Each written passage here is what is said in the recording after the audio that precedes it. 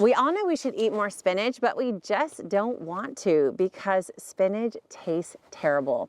And that's because of the way it's grown and brought to us. In the United States, almost all spinach is grown on just a couple farms, which means if you don't live near those farms, then that spinach is trucked up to 1,500 miles before it hits your local grocery store.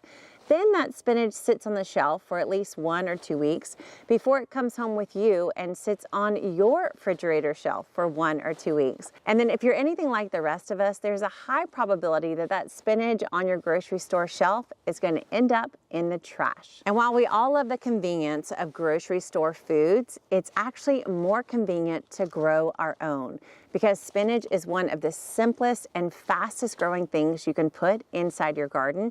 And today, I'm going to show you how you can do it. Let's talk about setup first. You need some kind of container or raised bed. Spinach could grow directly in the soil, but I find I get more successful and consistent harvest when I grow it in a raised bed or a container of some sort. The next thing you need to have is some sandy loam soil. This is a soil that is a mix of topsoil, compost, and sand. I talk all about this in my book, Kitchen Garden Revival. Sandy loam soil is the best kind of soil to grow lettuces and greens like spinach in because it's nice and porous. It holds water consistently for your lettuce plants, but it doesn't stay too wet. So all the roots of this nice little tender spinach plants, they can breathe. The next thing you need is a consistent watering system. Most lettuces are like 90% water.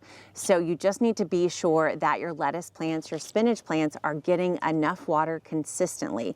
You can do that through micro sprays or drip irrigation or simply with your own hands and a water hose. But you need to have a way to get water to your spinach bed on a regular basis. Finally, you may want to have a little bit of pest protection.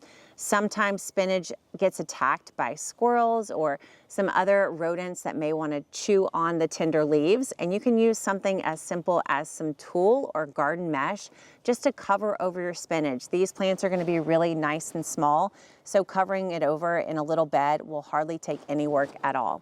Now that you've got this set up, it's time to plant some seeds. Now it's time to plant, and I've got a method that you can do in just 5 minutes and still ensure that your spinach seeds are properly spaced so that each and every plant has plenty of room to grow to full maturity.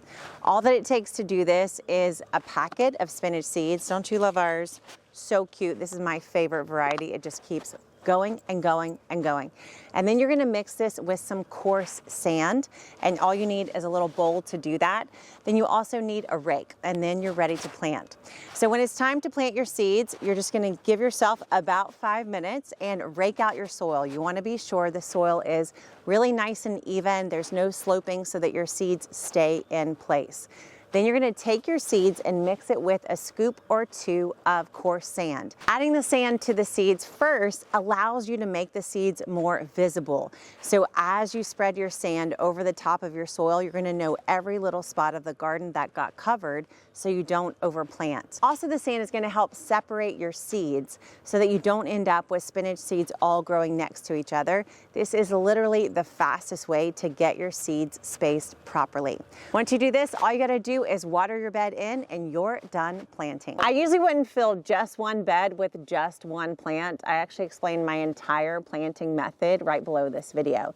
But basically, I'm going to add lots of other plants around this spinach, like root crops, things like green onions, or maybe even some radishes.